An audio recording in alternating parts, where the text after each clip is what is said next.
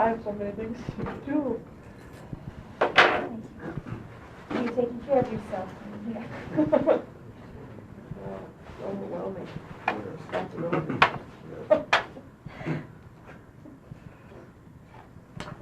Well, as I was saying to Lisa, therapy is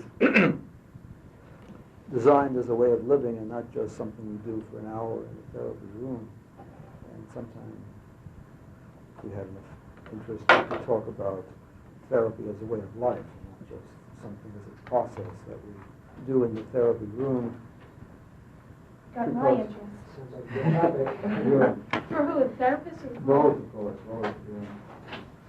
There's in many instances being therapeutic in the room is not sufficient. The patient also has to learn how to be therapeutic outside the room as a way of life. And the therapist must know how to live that way, primarily. So there are some things I'd like to discuss with you sometime. Maybe partly into today if we have time. As to what therapy really means, living in a psychologically unified or healing state of mind, so that we deal with what's called stress in a therapeutic manner and don't create our own stress, impose our own stress, and just let life be what it has to be. But there are some things I would like to share with you, unless there is something that anybody would like to raise in terms of discussion, questions related to what we've been sharing so far. And then maybe bring in a case or so if you have the time to kind of role play and see how you folks do. Anything? Well, I'm interested in that. We were just talking. Okay. But if you have other things, that's fine too. Yes, it will all lead to it. All right, first I want to discuss with you that something we have already alluded to and maybe broaden it out. Why therapy sometimes seems to take a long time. Therapy need not take a long time. Why need it not take a long time? Because it doesn't take time to be what you are. It only takes time to be what you are trying to become. The patient already is what he is or she is. It doesn't take time to be that. It doesn't take time for us to be who we most essentially are. And being in that position of realization of what we most essentially are, you will discover is what's fundamental to our living comfortably, therapeutically with ourselves.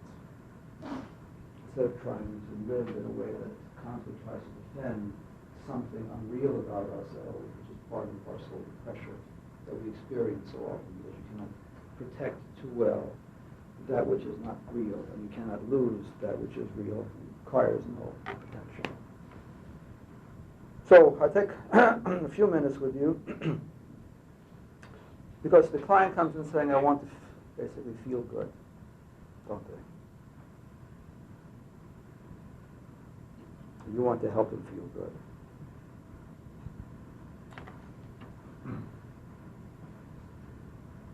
Okay, so I want to feel good. Whatever that means.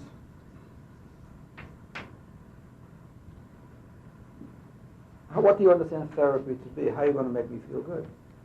Isn't that what I want? I want to become happy. Do we know in psychology what happiness is?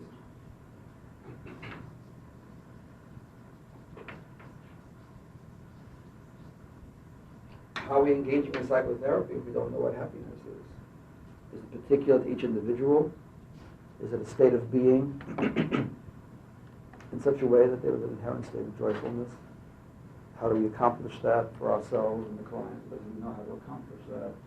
Again, we can live in that state regardless of the environmental circumstances, and that will be therapeutic to ourselves. So don't let me forget, we're going to try to tie everything together. Into the process of psychotherapy or self-healing as a way of life, not just a technique. All right, basically the client comes in and says, I want to feel good, don't they? All right, what are you equipped to do for them? How are you going to make me feel good? I feel lousy. How are you going to make me feel good? Well, wouldn't we have to first understand the source of the distress, the source of the discomfort? Why is that necessary? That's not going to help me feel good. It's going to help me feel lousy, says the client. I already feel lousy. I don't want to feel any more lousy. I want to feel good. I want to feel the opposite of lousy. I already feel depressed, angry, fearful, insecure, worthless, powerless, and so forth. Now, I'm paying you good money. Make me feel good. I think I would want to know what do you mean by lousy? Why is that a relevant question? I'm coming here to feel good. What techniques have you got to make me feel good? I mean, you may say that, but I have to ask you in all honesty, why is that relevant to feeling good? I mean, you're messing around with my lousy feeling. I want to feel good. I want to pay you my $10 worth or whatever, and leave here feeling better than when I came in. I sure as hell don't want to feel worse than when I came in.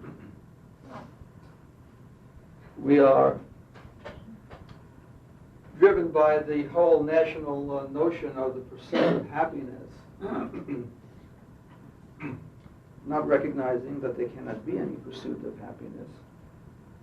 There cannot be any becoming happy, because in the state of becoming, in the state of feeling good, becoming good feeling, in the state of becoming, there is a rejection of what is to what should be.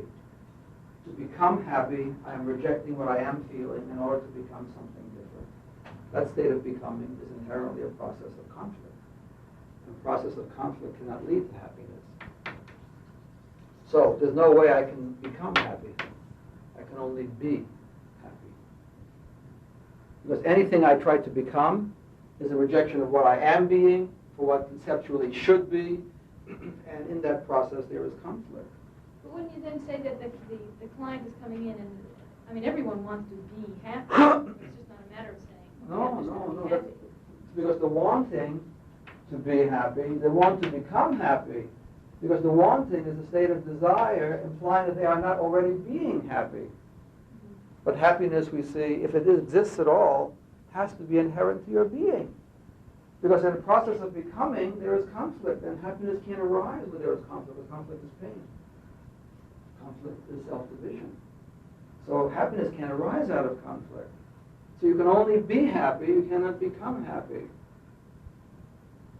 That is the issue, you see. The client is saying, I want to become happy feeling, good feeling, pleasurable, pleasant, positive feeling. That's what takes a long time in therapy. Because many of you, not understanding what therapy is, assume that it's a process of converting negative self-conceptualization identities into more positive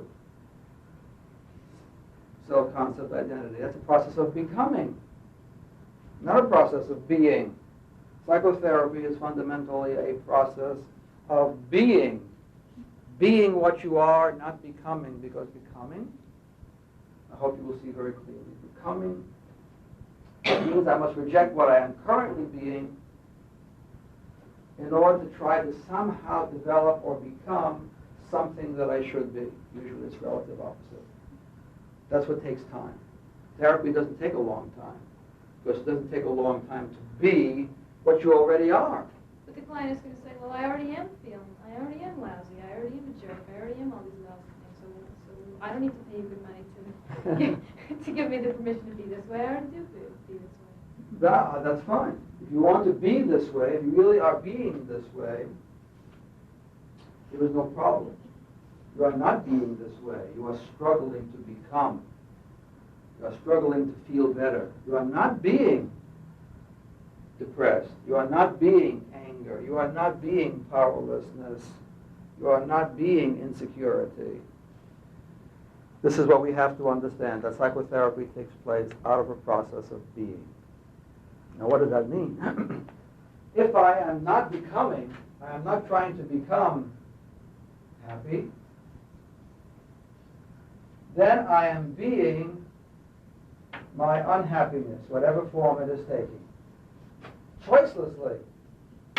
Let's say it's depression, let's say it's insecurity, let's say it's whatever. Therapy as a process of becoming takes a long time. It may take a long time for me to learn to become secure, whatever secure means. It may take me a long time to learn how to become worthy. I mean, how many people am I going to have to impress before I become worthy feeling, conceptualizing myself as worthy? How many flattering statements will you have to give me before I feel good about myself? It takes a long time to become, but I can't become. I am already being something.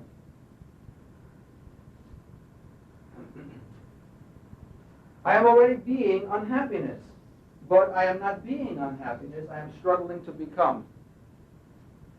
The secret is that in the process of being, whatever I truly am being, there is the release from that being.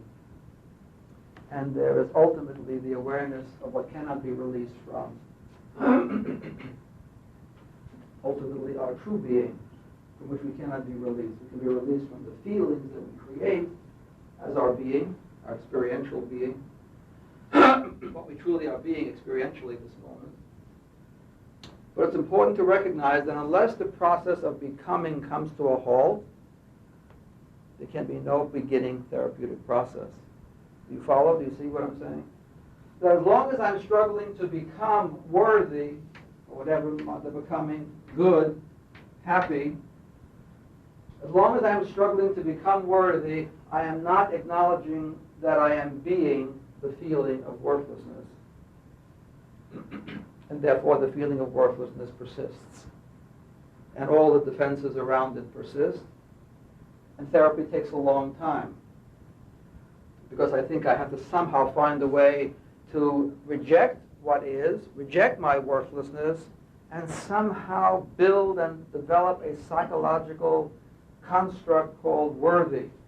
I can build it out of your praise for me. I can build it out of some kinds of things you do for me, the sacrifices you make for me, giving me extra time, or the things you show me about all the things that I can do that are good, worthy.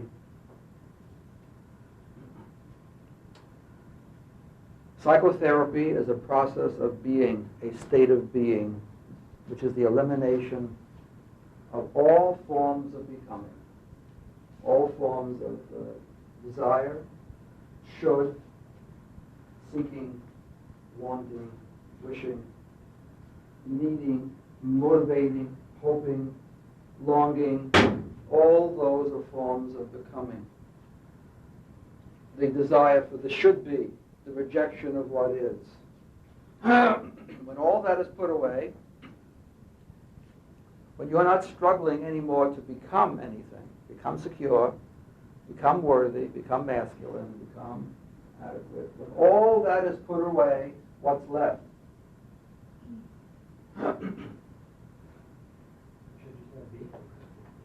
All that's left is being. I have a profound question to ask. What will be left when all this experiential being, which you really have also become, it's not what you be. You have become a feeling of anger, a feeling of worthlessness. You weren't born worthless. You became that. What will you be when all this becoming, which is now your experiential being, what will you then be when all this experiential becoming dissolves through being it? You will then be what you truly be. Then you will understand that happiness is being. There's no becoming. That what you will then be, being no conflict with it, no escape from it, being what you are being, you will find that happiness is intrinsic to it, inherent in it, as it. And it's not other than love or wholeness of being, without division, without conflict. It reminds me of something you said earlier, that our life comes from within us instead of, well, the image I had when you said that was instead of it being a train going past that we have to somehow find a way to leap onto. Yes. It's our life coming from within us. That's beautiful. It's a beautiful analogy. It's the recognition that our happiness is not conditional. It does not come from outside of ourselves. It's based on meeting certain conditions. You have to love me first. You have to accept me first. You have to see worth in me first. On some condition. That train goes too fast. I can't catch that anyway. Happiness, and this is where psychotherapy is so shallow. it doesn't understand what happiness is. And therefore has no beginning, doesn't know how to proceed in psychotherapy. That happiness is a state of being. Happiness is being what you truly are, and in rejecting that, you have become unhappiness, and then you try to reject that and become a superficial pleasure, good. You see, you are being happiness, you reject that because you conceptualize yourself, and so you become a feeling of worthlessness as a child, and then you try to run away from that and become a feeling of worth. So the feeling of worth you are trying to become, which is conflict with your feeling of worthlessness, which creates conflict and pain, and will persist at a deeper level, that conflict and pain, as you struggle to continue to become worthy, lovable, adequate. I have an example. Well, it just occurred to me while you were talking about it. I have a client, middle-aged woman, who at one session was talking about the struggle that she had between her feelings of dependence and independence. She said these two feelings were on opposite sides, and she was in the middle. Whenever she felt the strong pull to be dependent, Yes. she had to fight against it to be Yes. independent. And whenever she felt a strong desire to be independent, she had to fight against that because of conflicts in her marriage Yes. and so forth. And I think maybe I was responding to the same idea, although I didn't conceptualize it. I suggested to her that when she felt that pull, instead of staying in the middle, Yes. stuck, that she just embrace one. Like if Uh-huh. she felt the pull to be dependent, that she really embrace that and be dependent and see what it felt like and experience it. And then when she Good. felt the opposite feeling, Yes. to be independent, that she'd go with that. And That's she very good. commented that it helped her. Yes. To a point, of course. Well, it wasn't the end. But I won't let you get away with it that easily. It wasn't the Because only I want, answer. right, I want to help you to recognize that the urge, for example, in a given moment to be independent or dependent really means that the urge has now become conscious. But you're going to find that the subconscious urge is always the opposite. And that's why the conflict exists. If there was no conflict, I would embrace the urge for independence with no difficulty. Or when the urge for independence comes, I would embrace that with no difficulty. Well, she recognized both, and part of it was the fact of who she was and what her husband's expectations were. So she recognized that it was subconscious. Yeah, so when one is the more conscious, the other is the subconscious, and there is conflict. So she recognizes that if I become either one, it will be gratifying, so I want to become it. But it also will cost me something, and the consequence will be very painful, so I dare not become it. You see? So the conflict keeps me from actually moving toward one or the other, so that I don't have to experience a dire consequence. You see? Therefore, if we help the client take sides, we are actually encouraging the client to engage in the dire consequences of not listening to the subconscious voice that says you have a desire to be the opposite. How do we know what guy to take sides with? You see, what we're going to say is take sides with that which has momentarily become conscious. But it may be that the part of me that is now subconscious is the more basic to me, meaning the more growth-oriented side. You see. We may find that both dependence and independence are both concepts and have nothing to do with what I am. Dependence, what does that mean? What gratification am I seeking in being dependent? Giving up my maturity, having somebody take care of me, or what it really means quite often is running away from my feelings of insecurity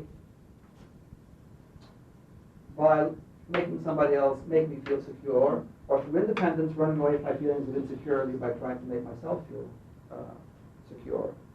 In both cases, I'm running away from the insecurity, which is the what is, and the other, both are becomings, what should be. You see?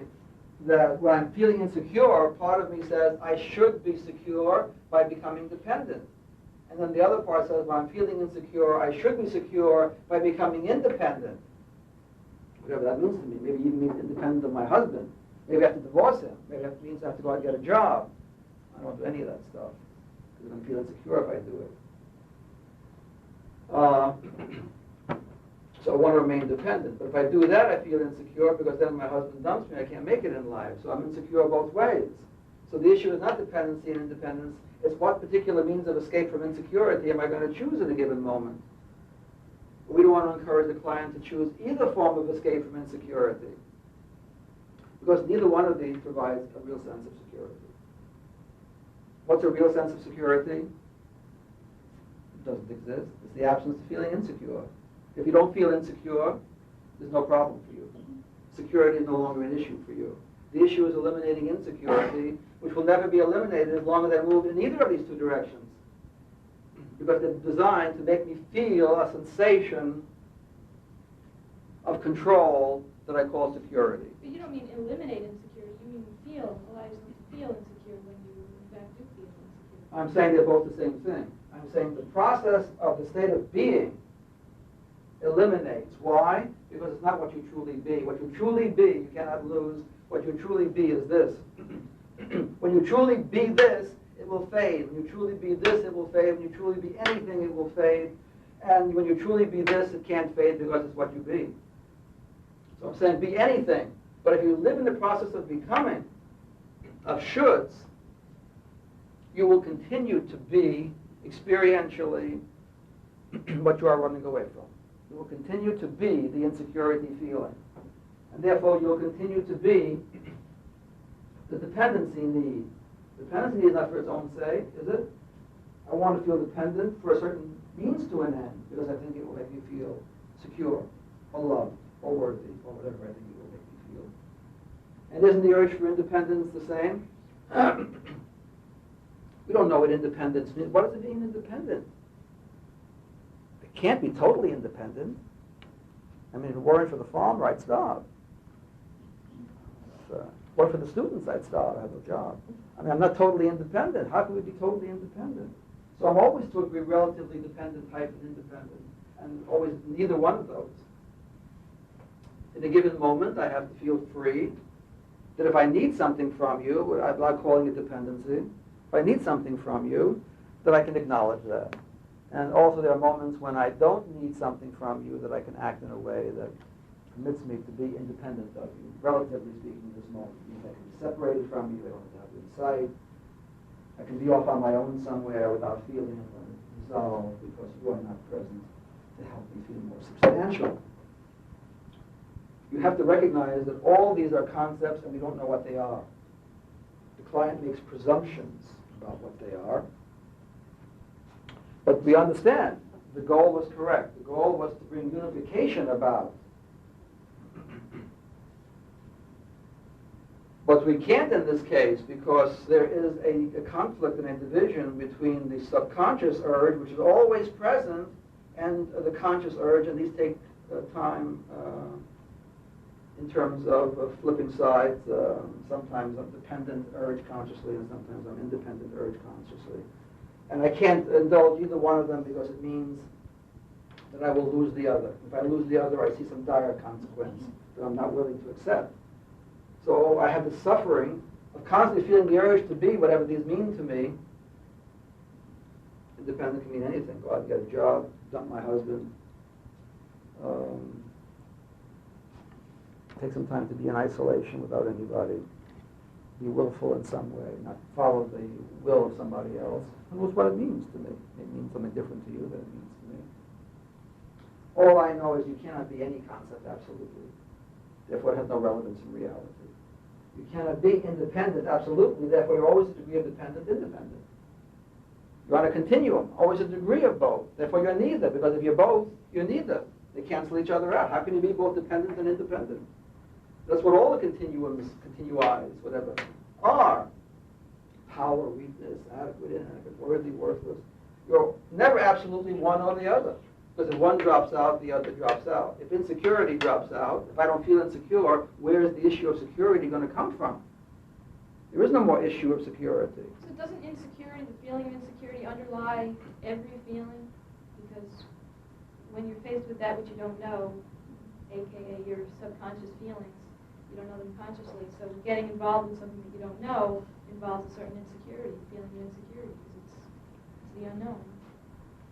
Only because you tell yourself that you conceptualize the unknown as being something painful, and you run away from that. If you didn't conceptualize the unknown as being threatening or painful, there would be no running away from it. But it seems like the unknown, I mean, the known is the sort of conscious experience, what you have familiarity with, and it seems like the unknown would be threatening to any ego. Why? Only Because, because you conceptualize it as such. well, the ego seems to be based on experience. And the ego forms out of all this conscious experience and positive conceptualization. Yes, even though it's based on experience, but I think what you're saying is it's based upon a need to control, and it feels a sense of control with what's familiar. And it feels no lack of control, no sense of control with things unfamiliar, and therefore presumes in moments of lack of control something terrible would happen. But it's a presumption.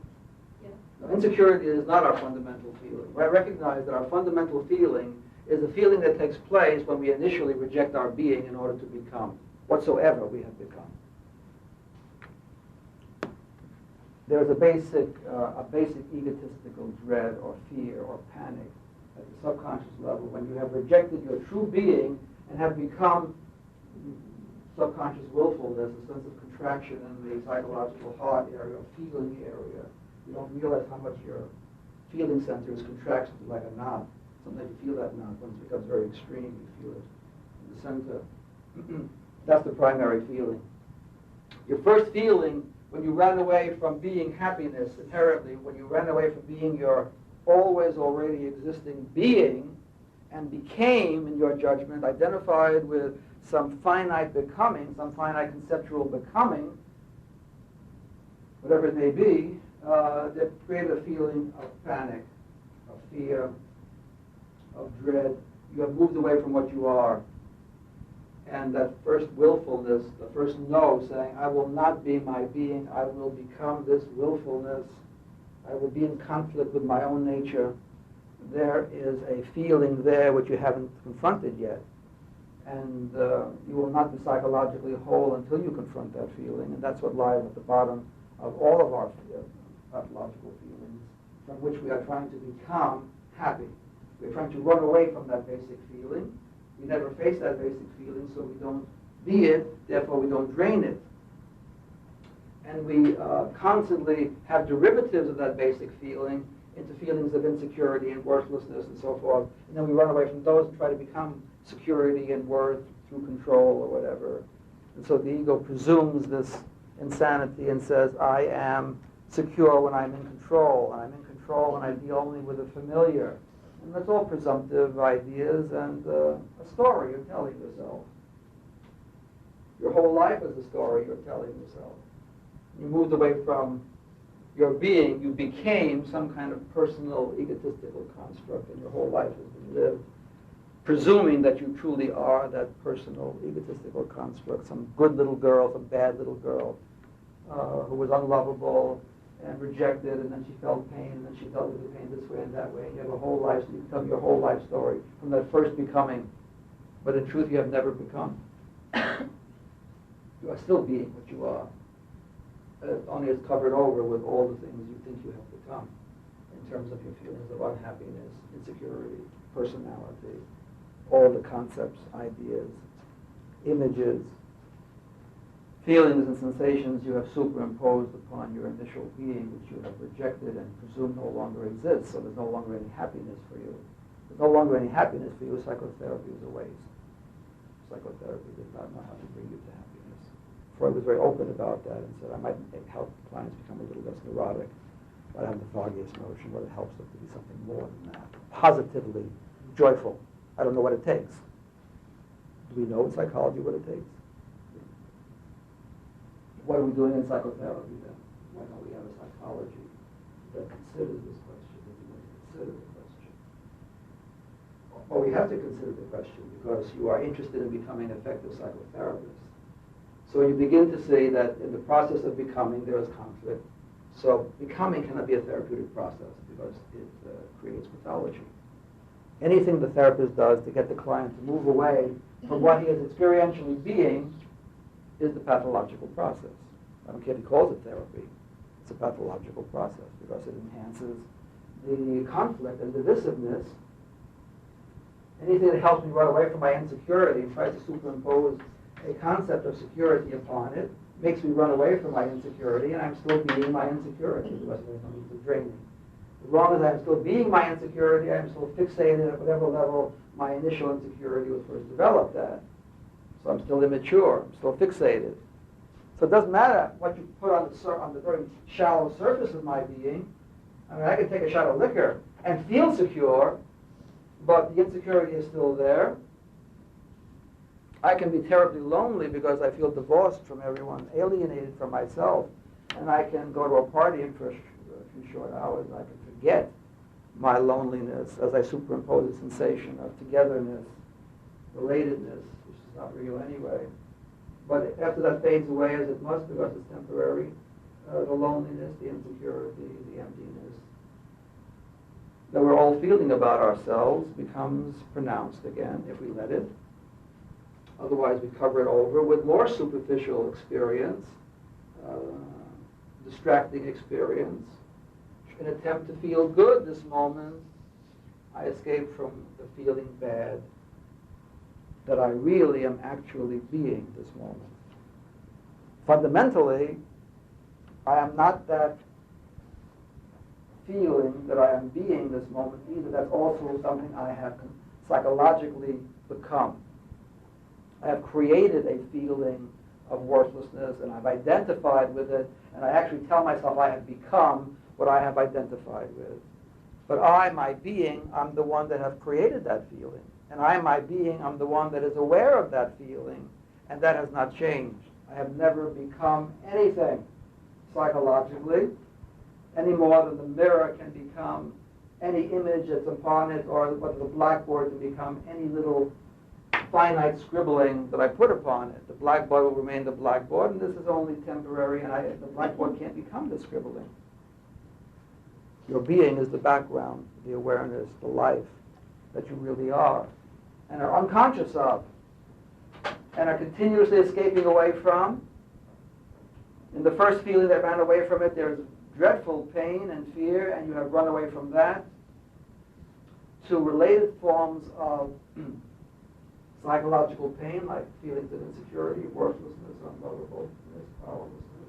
And then you try to run away from those on the surface by telling yourself a positive story. I'm adequate, I'm lovable, I'm attractive, I'm intelligent.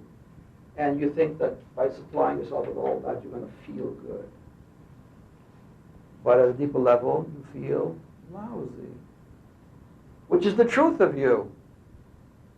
Therapy is a process of contact with reality, the experiential truth of you. So it can't be a process of becoming.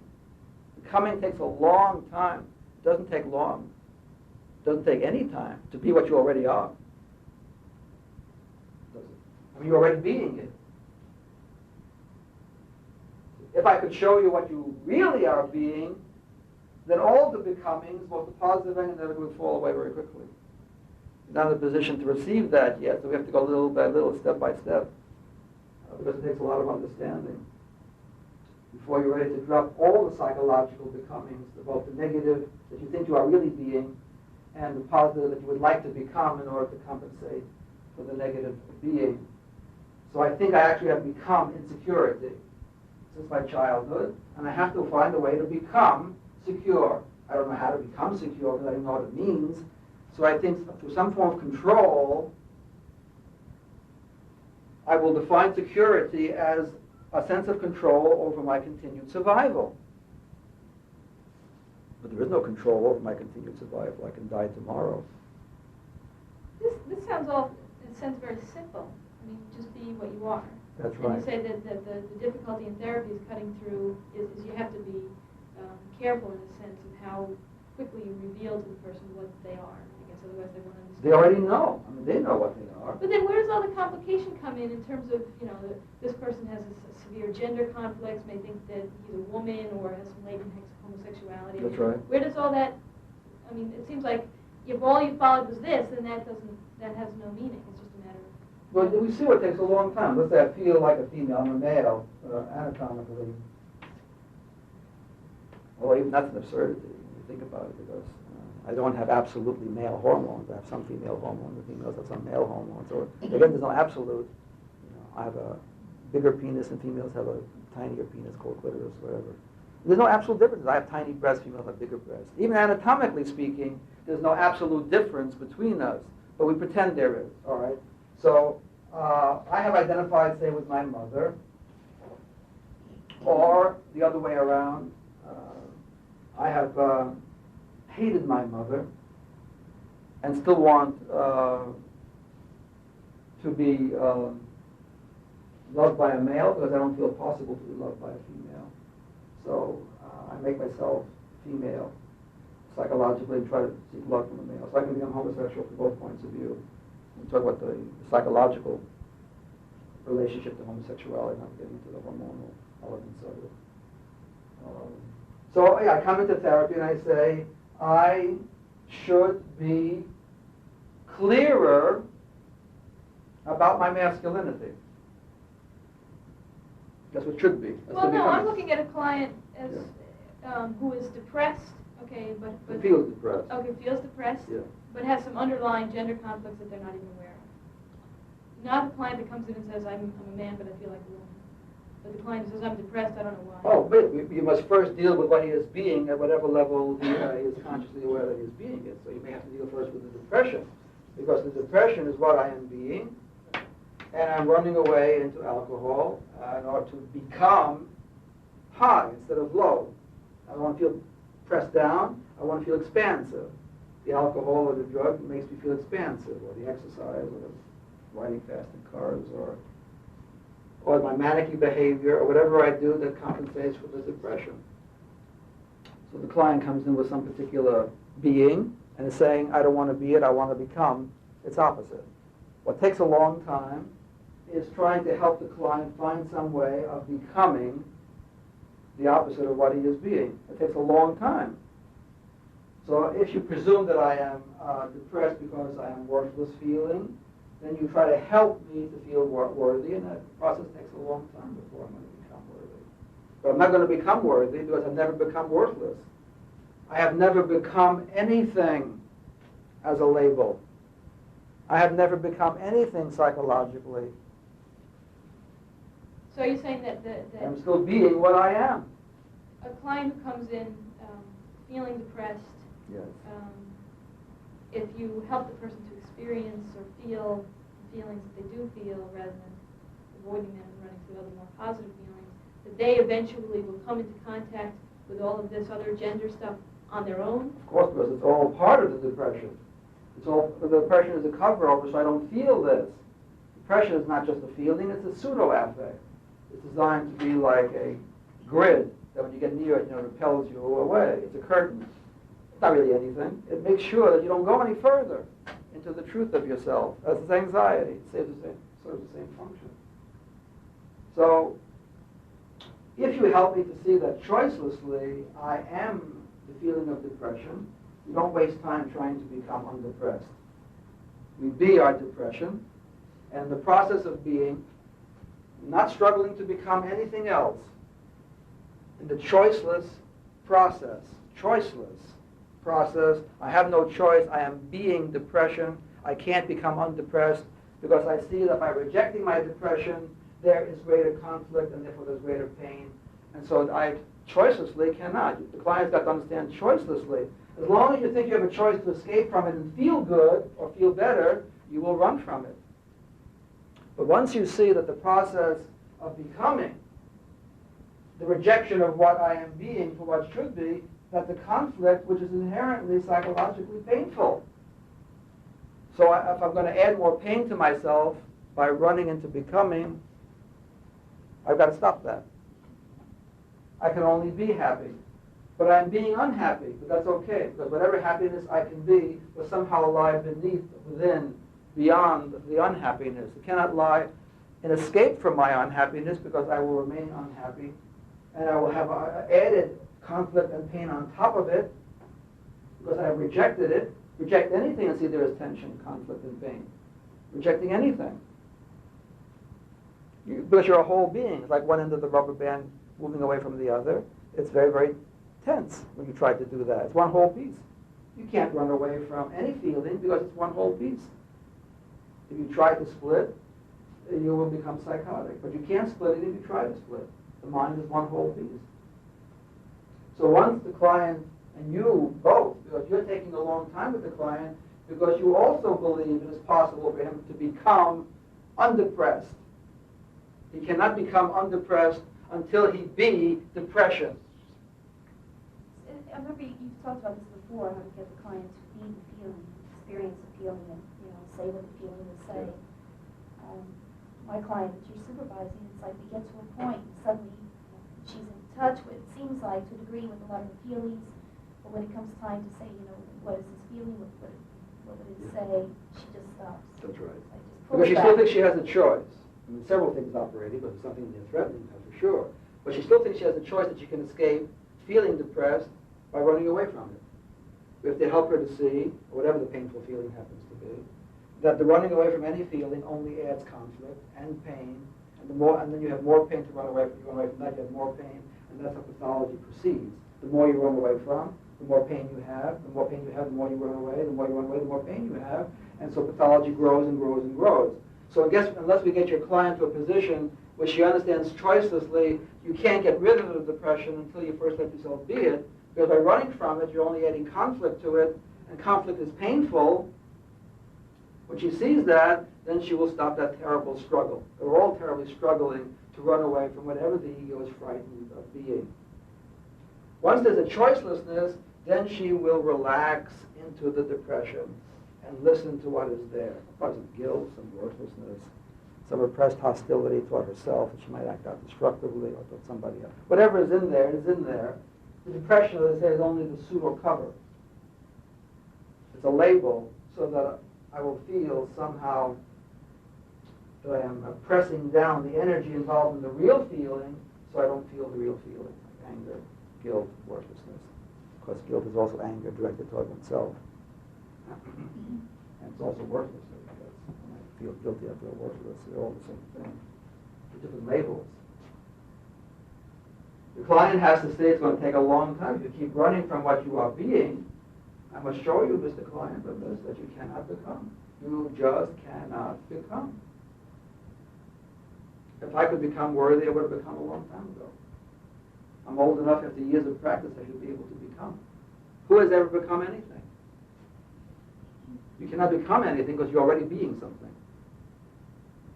The blackboard can't become any of these guys on top of it. The mirror can't become my image upon. It's already a mirror. You're already being a mirror of conscious awareness. You can't become some idea that it creates, some feeling that it creates, which is also a subconscious idea about itself that it creates. We don't know what being means. We don't know what happiness means. We don't know what love means. We don't know what peace means, because they're all one and the same in being my being. I've rejected my being and I've become this negative feeling. And now I want to become a more positive feeling, and my whole life is a process of escape, of becoming, which is conflict upon conflict, pain upon pain, until I reach a point where I think there's no escape except some control through alcohol, drug, compulsive sexuality, loud music, or whatever I use to superimpose upon this pain that I'm feeling. So you don't change until you choicelessly recognize that the escape from it is conflict and additional pain. And when you see that clearly, then I have no choice. You want to stop feeling depressed? You must first consciously be depressed. Immerse yourself in that feeling. Let that feeling come into you instead of being outside you as an observed. Let it become the subjective part of you instead of being objective part. Feel in the heart. Feel what it is to be depression. Tell me what it means to be depressed. You don't know what it means. You're only conjecturing. Look how many courses all you guys have had also. You probably still don't know what depression is. Why? Because you need more courses? No, because you never looked at your own depression. You never looked inside of it to see what it is. Or probably any other feeling. And that makes you the client instead of the therapist. The therapist can do what the client cannot do, and that is the therapist can get inside the feeling, can understand what a feeling is by being inside of it and seeing all of its components and all of its elements. If I relax into my depression, this label of depression will immediately lift, the anger in it will be felt.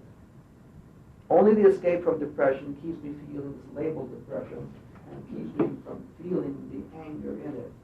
If I feel the anger in it also and unify with that, I will hear what I'm angry about. I might hear my own worthless feeling, which comes because of my reaction to what you have done. You have rejected me and you have confirmed the worthlessness I already believe I am. Or the guilt, which confirms my worthlessness by telling me I'm not as perfect as I should be. Therefore I feel guilty that I have some imperfection. It feels like a reminder that tells me that I'm being naughty in some way, punish myself, so that I don't do anything wrong, be abandoned and rejected by mom and daddy.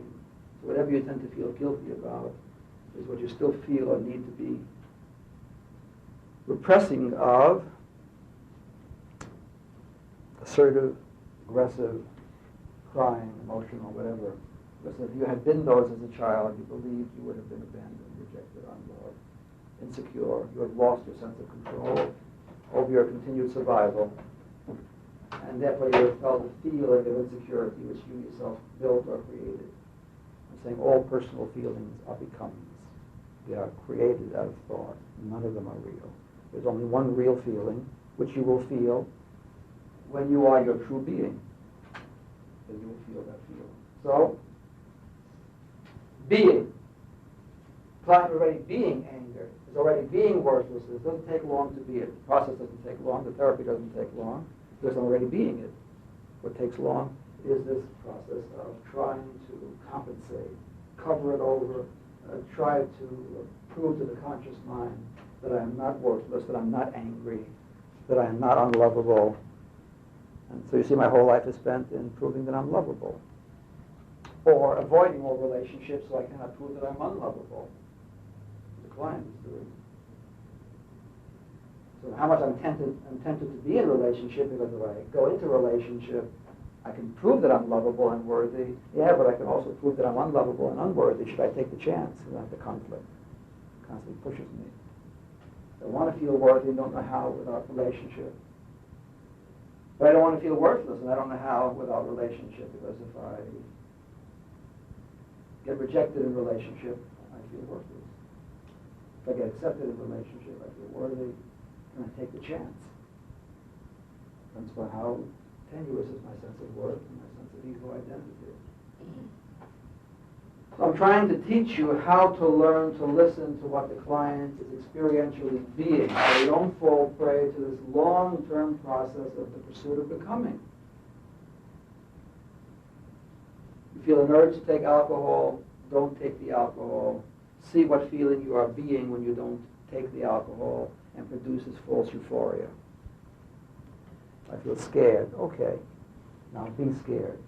And tell me what the scared feeling wants to say.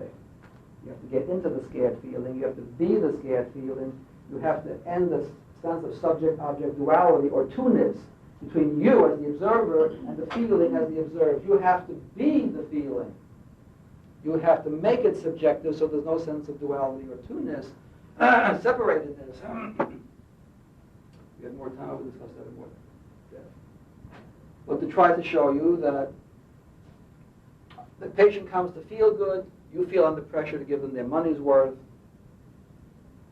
Therefore, you feel sad when they have to leave and they say to you in this little snide way that you know is designed to hurt you, I felt better before I came in, Doc. I'm feeling worse now. You feel hurt to the core. I have failed in my mission. The client didn't get $20 worth. They think, like with a doctor, a physician, they come and get a pill and the pill makes them feel better. Give me my psychological pill. I want to feel better. But it's because they want to feel better that they still feel lousy. Because they are not being their lousy feeling, their painful feeling, their negative feeling. Which if you be it, says what it has to say, and whatever means you constructed it will now be dismantled and the feeling will be gone. And when it's gone, you will have the criterion of a full resolution of the feeling, which is a peak experience.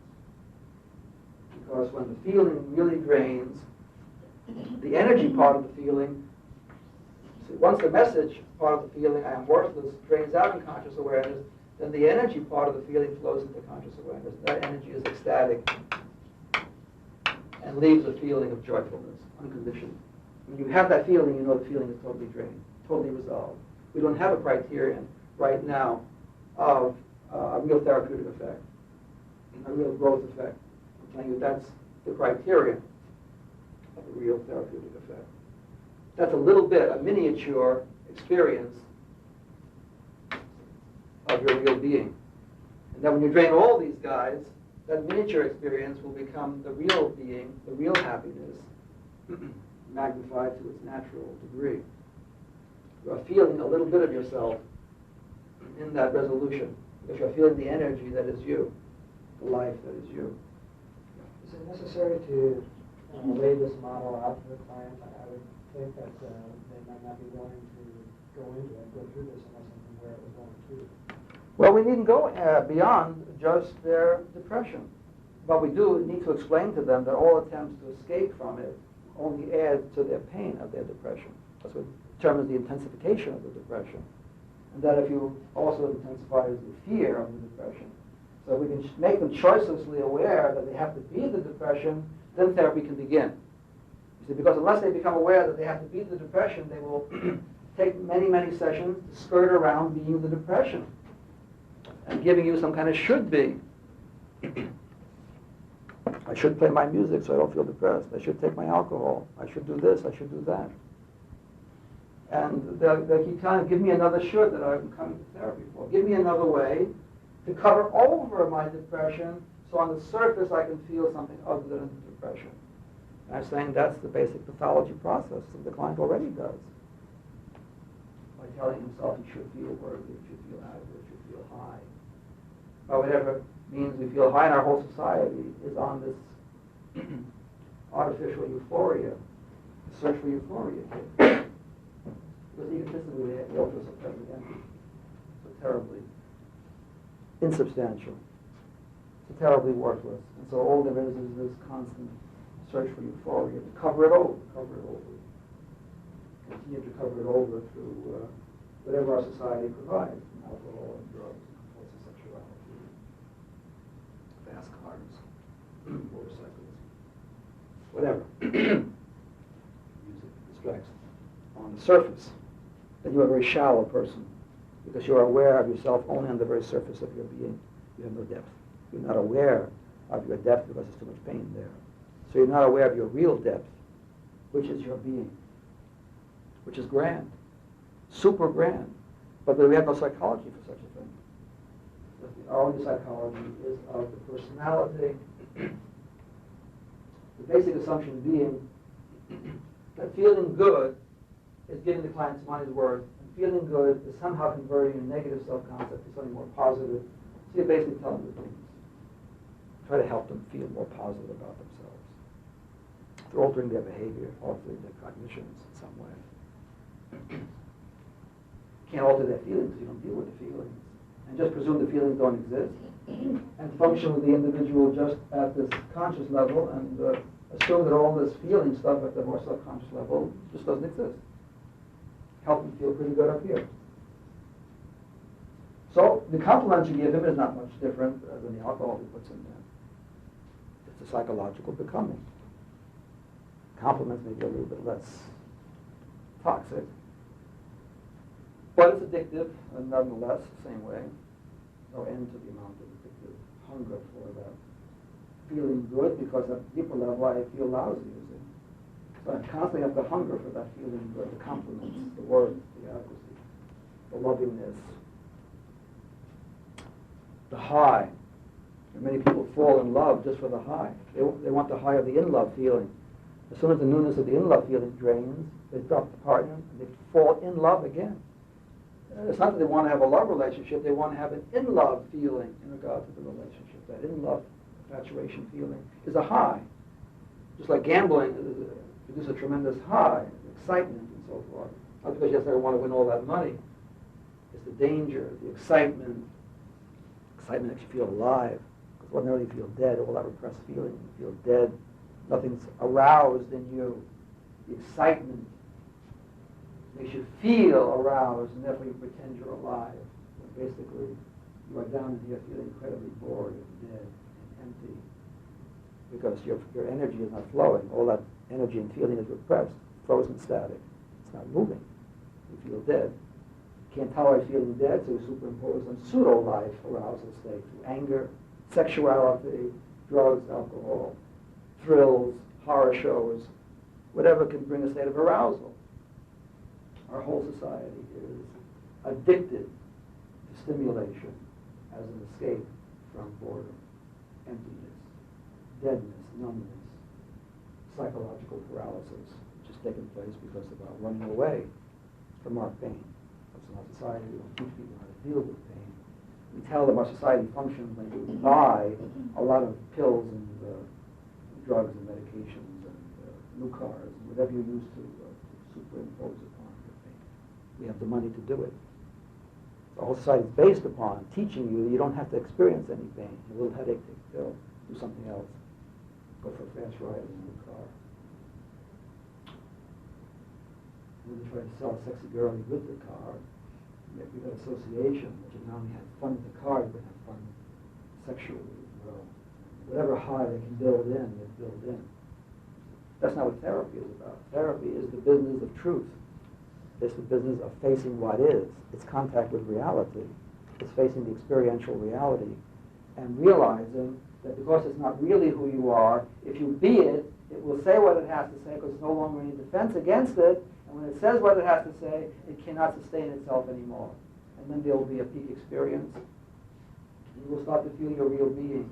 And then the next feeling will come, and the next feeling, and the next feeling, and you will train out, and that is the function of psychotherapy, a growth process, so that you can become consciously aware of your true being, and not of this personality you have identified with all these becomings. But we have no understanding of where therapy growth leads. So we've eliminated the whole concept of growth and made it just change, modification, alteration, behavior, and cognition. So you've got to show your client something about the effect that the escape from this only prolongs it, preserves it, and intensifies it. That's what you must understand is true. By examining your own feeling and watching that as you run from it, it becomes more intensified as you contract away from it. You contract your consciousness, you become less conscious, you let this fall into subconsciousness, and it becomes more painful, there's more tension, there's more conflict, there's more self-division. And self-division is pathology. You are chopping up the wholeness of yourself into fragments. And if you maintain those fragments, then you are preserving the pathological process. You see? So there's so much basically I have to teach you. Before we get into, say, role-playing certain kinds of clients and you see what therapy is, you have to have a deeper, more foundational understanding of what the ego is and what's happened and what psychological pain is all about and how we defend against it and deal with it. Otherwise, you have no idea what to do in there because the pressure on you is to help the client feel good. You don't know how to help the client feel good by helping them feel bad, so you try to find some other way to help them feel good, and that preserves the bad feeling and it makes it a pathological process. You try to convince him that he's not as bad as he thinks. You challenge some of his assumptions, but you don't let the feeling speak for itself. The truth of the feeling is not the client's assumptions or presumptions about why he is depressed. It is the depression doing its own talking and revealing its own truth. The truth of a feeling is in the feeling, not outside the feeling, by analyzing the feeling. By standing as some conscious observer and saying, I must be depressed because my girlfriend left me a month ago, and I've been feeling depressed for about a month. But you don't really know when the depression began. You only know when the depression became conscious.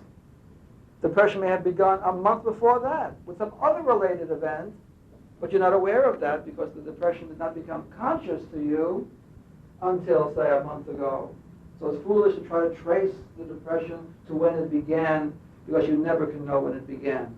You can only know when it intruded into conscious awareness, which is usually much later than when it began. You see? I don't want to disappoint you. I am telling you that therapy seems like a much more complicated process than you've been taught, but it's actually a simpler process than you've been taught. It's being. And there's no complexity to being what you are being. There's complexity only in trying to become something what you are not. So the function of testing then is to show therapists what they're likely to run into over the course of therapy? That's the true function of psychological testing, is to reveal what the client is truly being experientially, that the client is running away from and trying to become the opposite of. That makes therapy very fast, because if the examiner can reveal to you that fundamentally the client hates his own masculinity for this and this and this reason, and has been running away from it by the career he chooses and by the kind of people he relates to and all the other dynamics on the surface that you see, then you will understand. Okay, sometime we'll get into some cases. You want to bring cases? Or I have a few that will illustrate, I think, the process. Thanks, Dr. Sure.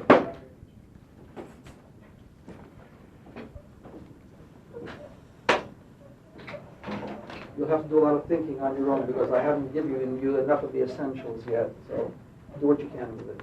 Yes.